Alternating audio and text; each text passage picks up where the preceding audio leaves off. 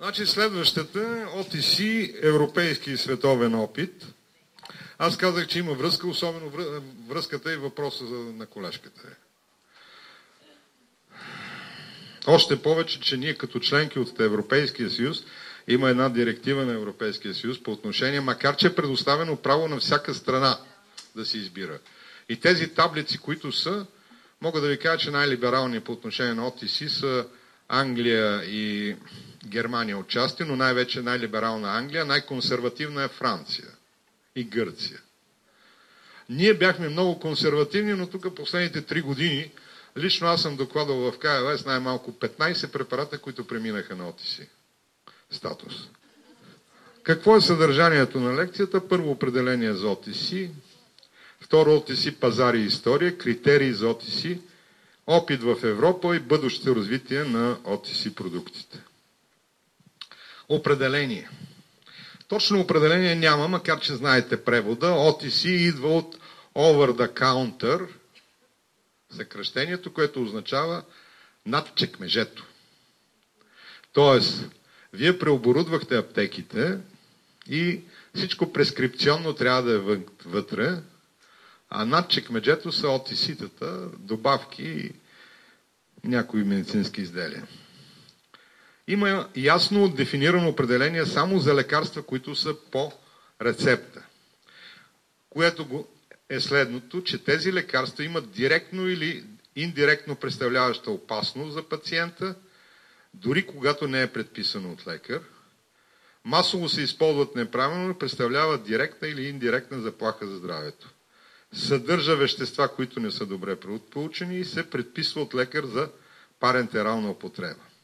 Има изисквания и критерии. Ето виждате европейския гайдлайн, специално за OTC-тата от 2006 година.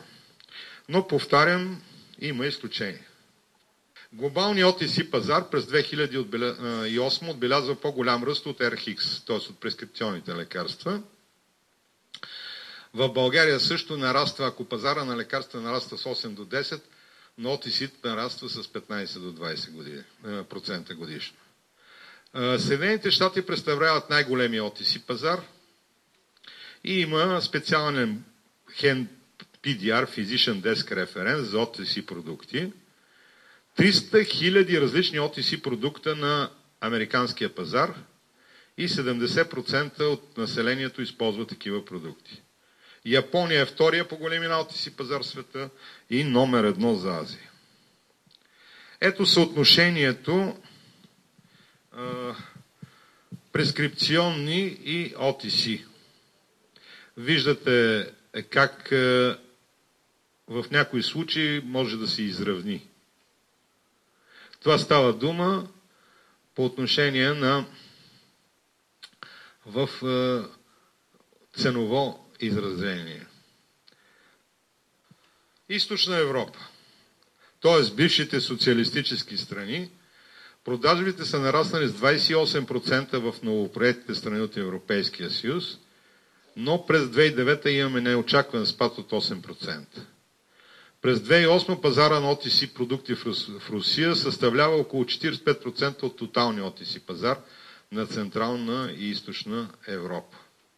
Така, каква е исторически погледнато? До 1951 година фирмите сами определят статуса на продукта. Създават го и казват, това ще бъде по рецепта, това ще бъде без рецепта. След 1951 година имаме тази Дърхам-Хъмфри Amendment, който разграничава OTC-тата от RX. От 1976 до 1983 имаме доста монографии за OTC групи. От 1976 до 2002 FDA, Федералната агенция за Food and Drug Administration, в щатите тя контролира и храните и лекарствата, получават OTC статус. В България лекарствата са към Министерство на здравеопазването, а пък добавките към Министерство на земеделието. Така наречената агенция по храните. 1984 до 1994 година по едно лекарство на година става OTC. Ето, ибупрофен, лоперамид, перметрин, клемастин, напроксен. 95 до 97 по 6-7 лекарства на година стават OTC.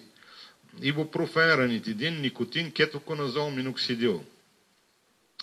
Сега компаниите обмислят OTC статуса на продукта още при неговото създаване.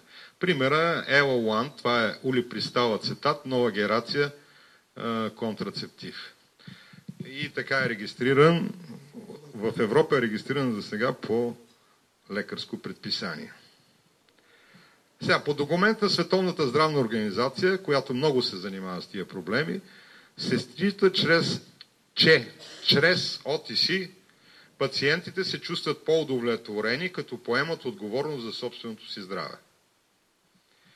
Дава определение и СЗО за така нареченото самолечение. Това е активност на индивида, семейството или обществото с цел повишаване на здравето, предотвратяване на заболявания, ограничаване на заболявания и възстановяване на здравето. Тези активности са на базата на знанията на медицинските си специалисти и собствен опит. Активността е от хората по тяхно желание, индивидуално или следствие на колаборация с професионалист. Доста дълго, доста сложно, а пък в България жаргонно е ЕЖК, което значи една жена каза.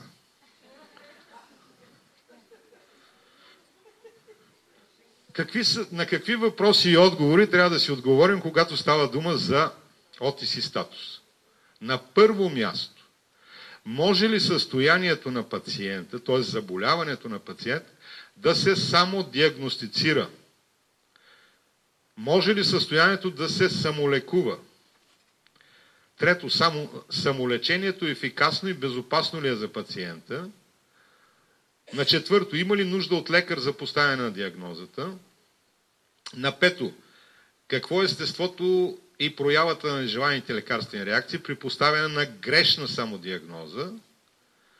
Пациента разбира ли правилната употреба на продукта? Разбира ли пациента какви ползи да очаква от продукта? Знаете, че почти при всички листовки вече се прави така наречения тест за читаемост на листовката. Анкета сред 1000 души. Дали го разбират? Особено за OTC-тата това е супер задължително. Може ли пациента да оцени терапевтичните ползи от продукта? Разбира ли как правилно да използва продукта? Знае ли пациента какво да направи, ако продукта не му действа? И на последно място, но не по значение, може ли пациента да идентифицира нежеланите лекарствени реакции на продукта и да прецени, голямо значение има и дозата, максималната еднократна и максималната дневна доза. Нуждаем се от протекция на пациентите чрез ограничаване на двете дози. Фирмата трябва да докаже, че по-ниската доза е ефикасна. Вие знаете, че значението от дозата е изключително значение. Например, ибупрофен 200 мг е, OTC 400 мг е по рецепта. Някои се чудят защо. Същото нещо с противоязвените препарати. Ранитидин 75 мг, OTC 150-300 мг по рецепта. Същото нещо сега с омепразол. Гастроцит. Така. Значи тук е едно от важните положения – дозата. По-ниската доза. Ще видим след това, че от друго важно значение и показанията, които са различни.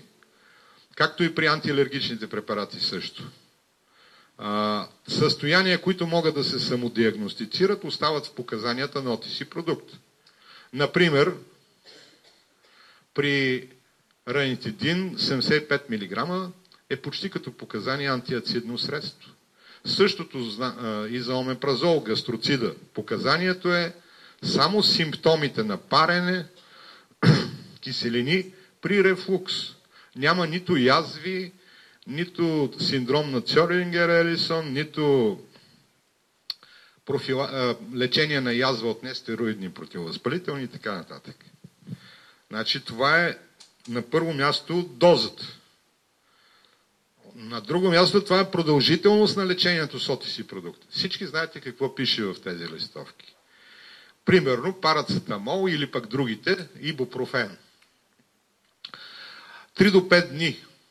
3 дни като антипиретик, 5 дни като аналгетик. Има ограничения. И задължителното предупреждение. Ако симптомите продължават или се влошат, потърсете лекарска помощ за преоценка на лечението. Някой казват, защо тази опаковка от 10 таблетки е OTC, а пък от 30 е прескрипционна. Точно за това, че не трябва опаковката да бъде по-голяма, отколкото за употребата 3 до 5 дни. На практика едно и също. Ето това, което говоря. Такава е европейската директива. Знам, че не сте съгласни. Може да си купи 2, да. Големина на OTC опаковките. Ето това, което казах. Големината на опаковката трябва да бъде съобразена с продължителността на приема на OTC лекарството. Затова е така. Това е директива от 2006 година. Ние сме членове на Европейския съюз. Ние това не можем да го променим. Ние можем да променим основното. Просто да не го направим OTC дадено лекарство. Разбирате ли? И имаме такива права. Всяка страна има такова право. Особено в педиатричната пък практика. Но това, което е по отношение на опаковка, на дозировка и на индикации, не можем да мръднем и запетайка. Нито можем да си поставим допълнително, специално за България, една допълнителна индикация. Фирмата ще ни осъди за милиони. Или пък дозировка 2 пъти по една, а не примерно 1 път дневно по една. Същата работа. Значи считат Европейския съюз, че ограничаване големината на опаковката е добър метод за ограничаване за употребата, предозирането или неправилната употреба, а също и за забавяне на търсенето на лекарска помощ. Това е. Макар, че вие казахте, може да си купи и 5 опаковки. Освен това, дизайнът трябва да е такъв, че да не може да се отваря от деца. Така, какво трябва да съдържа листовката на OTC продуктите? Активните и неактивните съставки. Показания, противопоказания и специални предупреждения, дозиране и начин на приложение и друга информация. Значи има специален формат за писане на тези листовки, QRD се казва. Те са едни щампи за всичко, но трябва да е изключително понятен за пациент без медицинско образование. Не случайно ви казах, че се прави тест за читаемост на листовката, за да може и най-неграмотния да я разбира. Над 1000 човек минимум. От всички таргетни групи. А тези, които са за педиатричната практика, те пък сред майките се прави теста за читаемост на листовката, защото една разбрала, че МЛ било мерителна лъжичка, пък друга разбрала, че МЛ било милилитър. Ама не е така.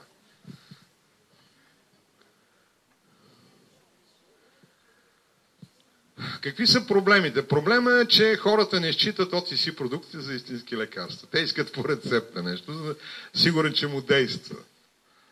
Хората не знаят какво съдържат OTC лекарствата, а много от тях съдържат едно и също активно вещество. Имам предвид най-вече множеството комбинации на парацетамолите. Твърде често може да се получи така, че да си купи няколко, които съдържат парацетамол и да ги използва при грип. И само 30% от пациентите могат да идентифицират коя е активната съставка в това лекарство. Макар, че тук трябва да се каже, че е все пак с тези международни непатентни наименования ИНН, така наречени, изписани в цял свят, повтарям, се стигна до доста така задоволително състояние пациенти от различни страни да могат да си намерят активното лекарство. Вие знаете, че примерно при генериците имаме понякога за едно и също лекарство 20 или 30 търговски наименования. Но тук това е проблемът. Твърде често при парацетамол съдържащите, той не идентифицира, че парацетамол е активното вещество. Не само при парацетамол, и при други. Значи листовката трябва да се прочете, да не се превишават посочените дози, ограничението на приема. Особено внимание трябва да имаме, когато използваме повече от едно лекарство. При почти всички възрастни пациенти над 60 години имаме комедикация. Я астма, я хипертония, я диабет. И трябва много да се внимава за наличието на лекарствени взаимодействия. При възможност да се използва лекарство с една активна съставка и при рискови групи, вече казах кои са рисковите групи, особено деца, бременно, кърмене и старческа възраст, да се направи консултация с лекар, независимо от използването на ОТС. Ето това са по безопасността. ГРАС и ГРАЕ. Значи при лекарствата имаме 4 основни показателя. Първо е ефикасност, второ безопасност, трето удобство за пациента и четвърто фармако-икономическа оценка, т.е. цена на курс лечение. Това са принципите на рационалната фармакотерапия според СЗО. За съжаление, при нас понякога, като процентите са най-важно е ефикасността, а пък 10 пъти по-маловажно е, да кажем, цената. В България, за съжаление, понякога цената е най-важна. Рисковите групи, възрастни, бременни, хронично болни. Ето, споменах за тях. Злоупотреба. Значи проблемни ОТС продукти са деконгестантите, поради факта, че намалява чувствителността на лигавицата след известно време, лаксативи, тъй като се получава привикване, антихистамините поради централните ефекти и сънотворни, антиацидни, съдържащите кодеин и ефедрин. Голям проблем. Например, в България, знаете, че доскоро всички кодеини съдържащи бяха с зелена рецепта. Доскоро да. Минаха някой там параковдал на обикновена. В Европа до 20 мг кодеин съдържащи са даже ОТС. И има голям така. Всички опити в България да мине седалгин нео пък на ОТС, даже на обикновена рецепта, удариха на камък, защото пък там има два продукта, две активни вещества, които са в листата на наркотиците, и кодеина и фенобарбитала. Макар че дозите им са изключително малки и сумарният им ефект не надвишава ефекта на 20 мг кодеин. Такива пациенти биха се отровили от количеството парацетамол вътре, защото трябва да вземе 30 таблетки, за да получи еуфория. А не от да получи привикване или там от злоупотреба с кодеин. Но за сега такъв е закон. По нашия закон две активни вещества, закона за наркотиците, две активни вещества, които са в рисковите групи приложения 1, 2, 3 и 4, независимо от дозата им, определят зелена рецепта. Или жълта, ако пък са наркотици. Така, трябва да се счита, например, 1992 година FDA забранява около 400 активни съставки от 7 категории като ОТС продукти. Виждате, че имаме и обратното. Обикновенно, чрез натрупване на опита, това, което говорих на колежката ви, минават към ОТС. Данни за употребата, ефикасност, безопасност най-вече и минават на ОТС. Но имаме случаи, когато с натрупване на опита от ОТС минават на РХХ. Сега има тенденции парацетамола в щатите да мине на прескрипция. Особено 1000 мг. Почти е решено.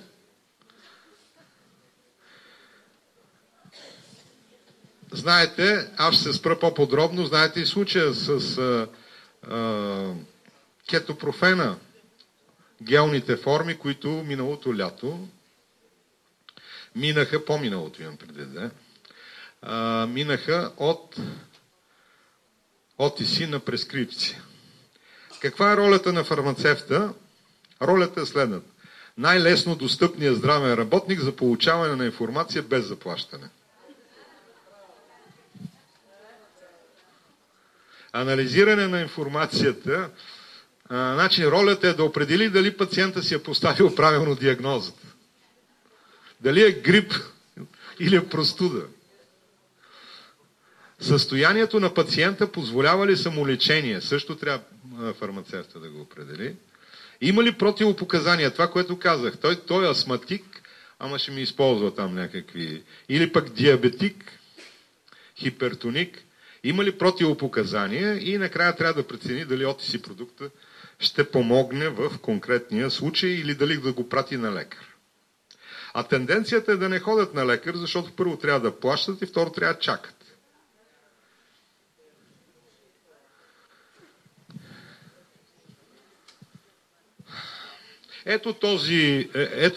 Тази процедура.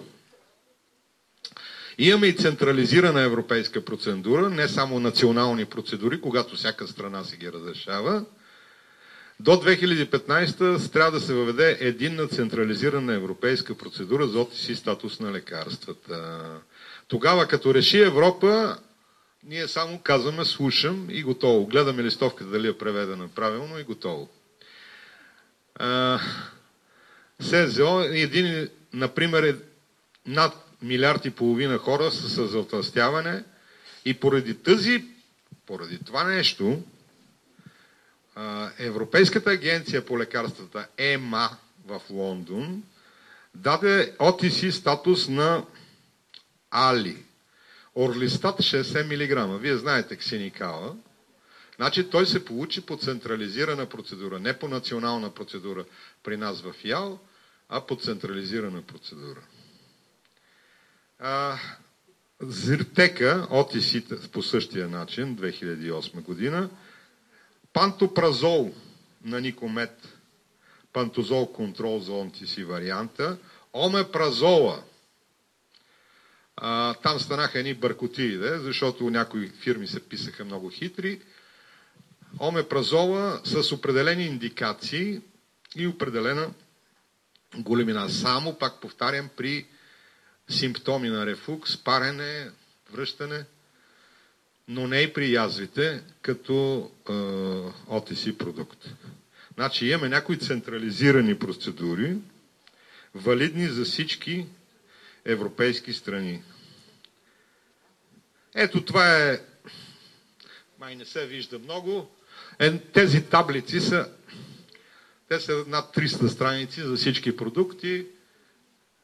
Например, Орлистата, OTC, централизирана процедура, 60 мг за... Ето това представляват таблиците.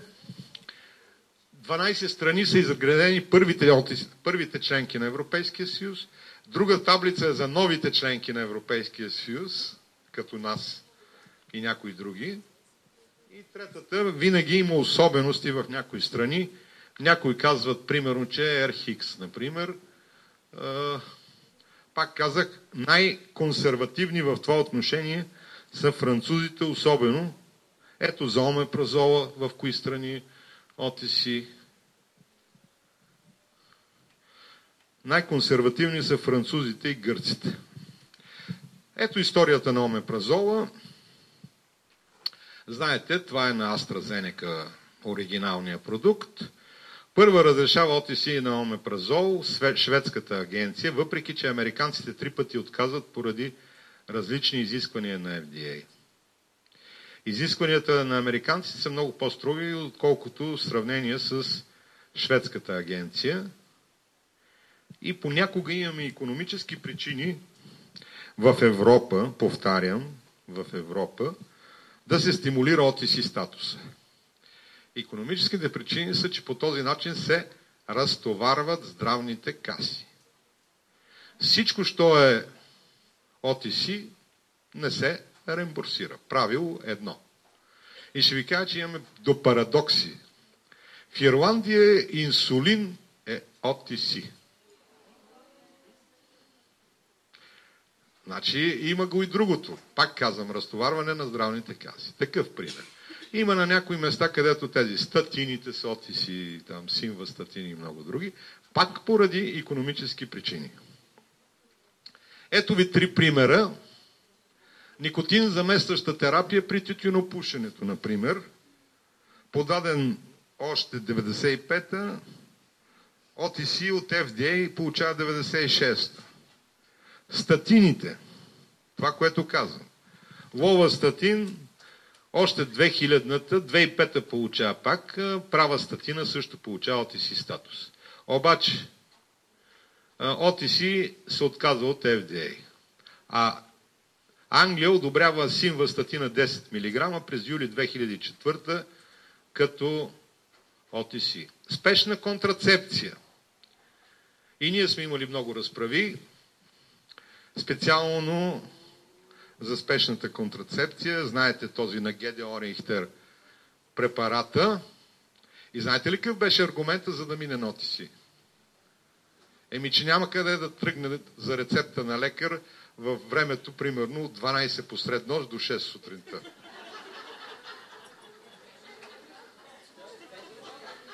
Не, че е толкова безвреден. Не, че е толкова безвреден и ще ви кажа, че масово се злоупотребява с него, макар че черно на бяло си е написано не повече от 4 пъти по време на един менструален цикъл. Но има много случаи, когато по 6-7 и след това се чуеш, що кърви.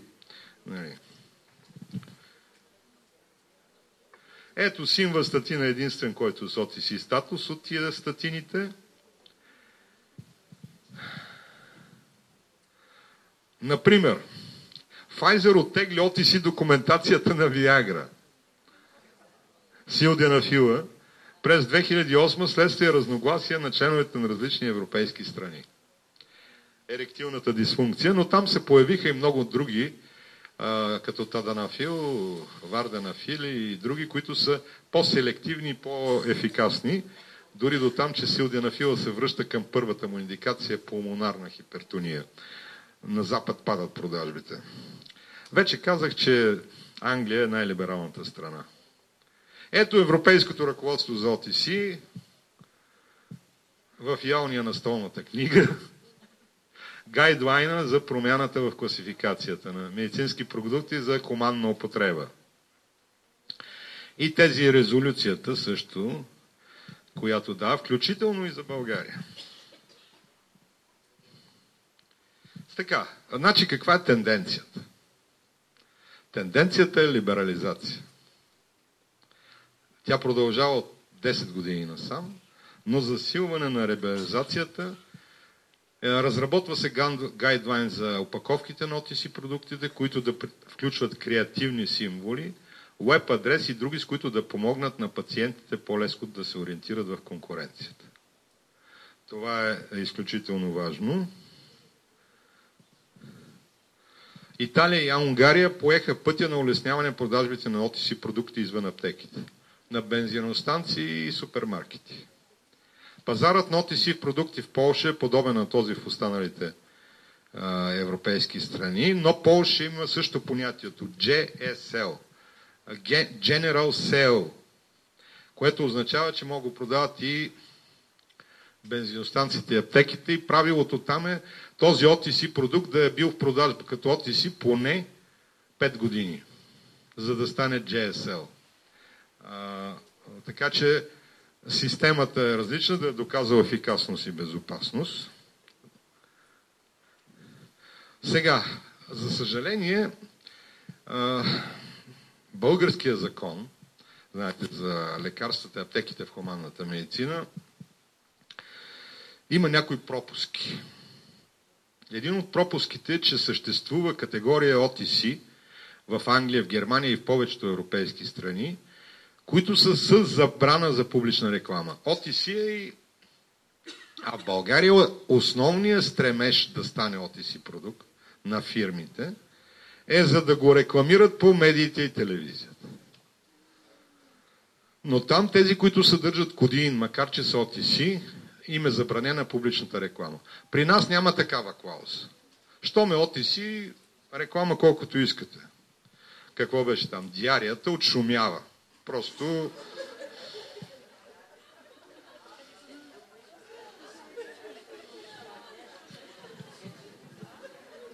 Ето ви една таблица с тези, които за англичаните вижте колко OTC-та са направили. Ето, лебо норгестел, клотримазол вагинално, просто флуконтразон, омепразол, симвастатин, даже очни капки, съдържащи хлорбамфеникол. Всички антибиотици при нас, независимо каква лекарствена форма, е по рецепта. Във Франция около 50% от аптеките вече са реорганизирали пространството, така че пациентите да имат до 272 продукта разрешени за директен достъп. Обаче вижте, малко са. 239 алопатични, 12 растители и 21 хомеопатични. Сега, фактори, повлияващи статуса. Значи, на първо място това са съжизнения цикъл на лекарството, както и инхибиторите на протонната помпа, икономически фактори, статините, деконгестантите, някои противокашлични, за да не се реимбурсират, фактори, повлияващи желанието на пациентите за лекарства, удобство, например антиацидни, противогъбичкови, антихистамини, спешност, спешна контрацепция, главоболие, кашлица и настинка. Сега няма ходите за рецепта в 12 часа посредно за настинка и кашлица. Притеснение. Еректилната дисфункция много натискат да стане и тя без рецепта. Алопецията, затлъстяване, спешна контрацепция и инконтиненцията на урина.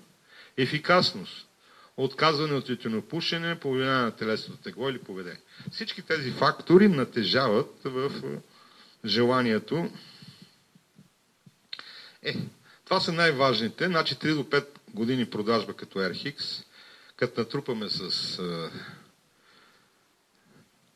левоцитиризина, ще мине. Широка употреба, сравнително малко нежелани лекарствени реакции и да бъде ефикасно и безопасно. В България класификацията на лекарствените продукти се регламентира от Закона за лекарствата и аптеките в хуманната медицина и наредба има на Министерството от 2008. Вие знаете, че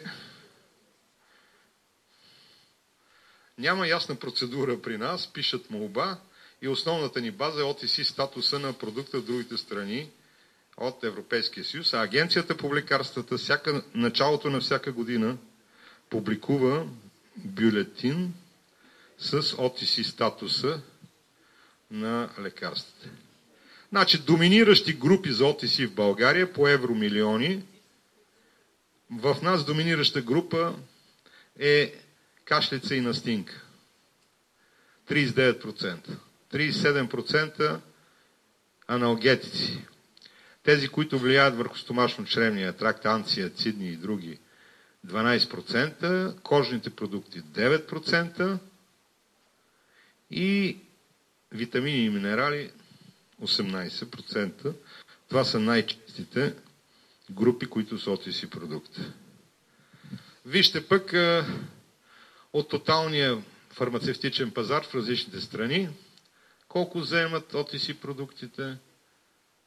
В България доста висок процент достигнахме, 28%, 2009 25%. Преди нас са Словакия, Полша и сме наравно с англичаните в момента. Сега патент и OTC. Пак казах, вече ще продължи да нараства OTC статуса. 2005-2008 6 лекарства загубиха патент. Цитиризин, езомепразол, ланзопразол, правастатин, силвастатин и золпидем. И това са евентуалните нови кандидати за OTC статус. Защото няма практика да стане OTC, докато още патента му е валиден там, при оригиналите. Ето някои лекарства, които се очаква да загубят патент. 2012 година, някои го загубиха вече, Серетит, Авандия, тя вече загина сама, Зомета, Крестора, той вече се появиха генериците при тези лекарства. И навярно, някой от тези лекарства е кандидат за OTC статус. Най-добре установена процедура имаме в САЩ, Англия и Германия по отношение на дефиницията и начина на преминаването. И това е уеб адреса на Асоциацията на европейските OTC продукти, както и листа на... Така, и това е стратегията на Европейската комисия, която до 2013 година е разработена, е отделено специално на OTC продуктите и самолечението, особено правата на пациента за достъп и компетенцията на фармацевтите. Това са двете важни неща. И новото, което се разработва там, вероятно до 2013 година, е да влезе единната европейска рецепта на английски език. Тоест, нашите студенти трябва да караме вече да учат не латински, а и английски. И в заключение на тази лекция, няма единна система, макар че има гайдлайн. Документацията на една фирма не може да се използва за поминаване на OTC статус на лекарство на друга фирма. Фирмата трябва да предостави собствени доказателства за ефикасност и безопасност. Необходима е обаче ясна дефиниция на състоянието, подлежащи на самодиагноза и самолечение, и да имаме налично поне едно OTC лекарство за тях. OTC лекарство да спесява средствата на здравната каса и участие на пациентите, макар че за пациентите не е толкова много, тъй като няма регулация на цените на OTC продукти. Благодаря. Въпроси?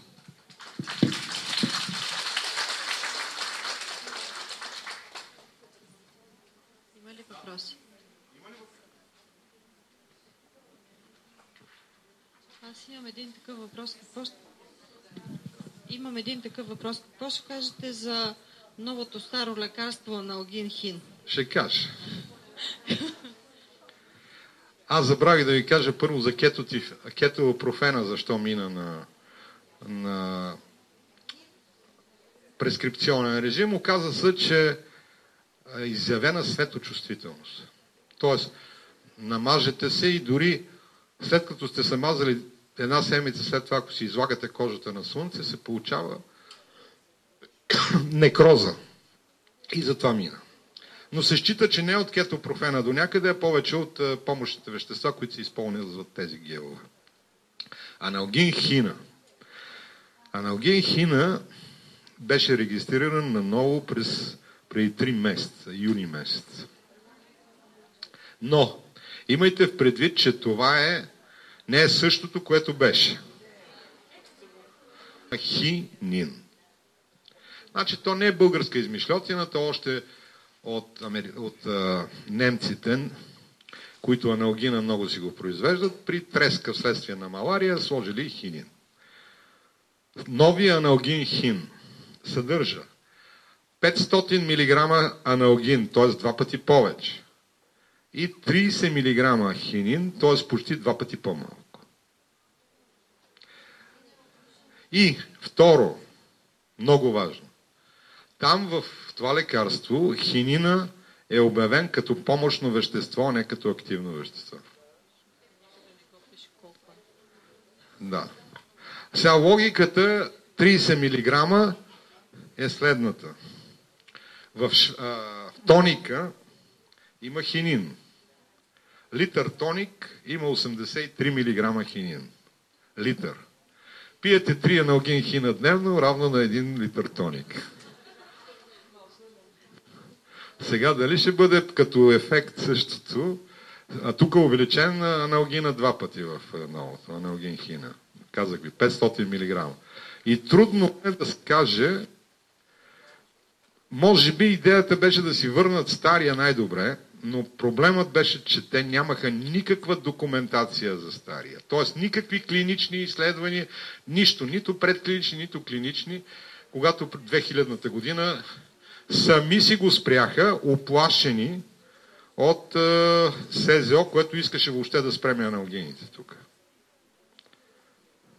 Има комбинации в други страни с хинин, например в Ирландия аспирин с хинин, но много малко, 2-3 мг и там го използват в необвити таблетки, за да бъде горчив вкуса и да не се взимат от деца. Сега, хинина наистина е малко, 30 мг. От нормалните таблетки само хинин 120 мг, които са по чужбина, са за лечение на малария. И то най-тежката форма фалципар. Това е с хинина, аналгин-хина. А функцията като помощно вещество, защото там трябваше да измислят и функция на това помощно вещество. Знаете, има хлъзгащи, не знам какви си, измислиха, че подпомага хидролизата на аналгина, макар че той се хидролизира мигновено. Да? С 5% подпомага, доказаха. По-бързо става хидролизата, може би ще действа малко по-бързо. Както този на Глаксо това. Има панадола рапид вече. Но там по друг начин е постъпено. Други въпроси?